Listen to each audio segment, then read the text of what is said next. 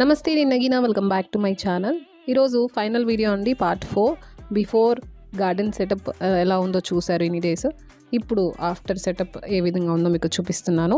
And అంతేకాదు, ఈ video ద్వారా యూపీవీసీ స్టాండ్స్ మీద ఏ మొక్కలు పెట్టుకోవచ్చు, అంటే ఏ టైప్ ఆఫ్ పాట్స్ అనేవి పెట్టుకోవచ్చు, అవి పెట్టిన తర్వాత ఏ విధంగా లుక్ ఉంటుంది, అవి ఎంతవరకు బరువు ఆపుతాయి, ఇలా చాలామంది కొన్ని డౌట్స్ ఉన్నాయి.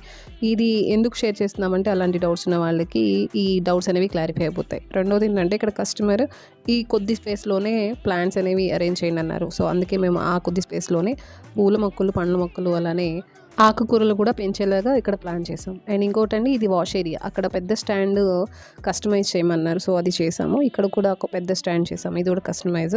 సో కొన్ని కస్టమైజ్ చేసాము, కొన్ని డబల్ స్టెప్ కూడా ఉన్నాయన్నమాట. సో ఈ విధంగా మేము ఫైనల్గా ఇక్కడ ఐరన్ స్టాండ్ వాడకుండా యూపీవీసీ పైప్స్తోనే ఈ విధంగా గార్డెన్ సెటప్ చేయడం జరిగింది. గుంటూరులో ఉన్నవారు ఆ వర్క్ నచ్చి గార్డెన్ సెటప్ చేయించుకోవాలనుకున్నవారు స్క్రీన్ మీద కనిపిస్తున్న నంబర్కి కాల్ చేసి డీటెయిల్స్ తెలుసుకోగలరు.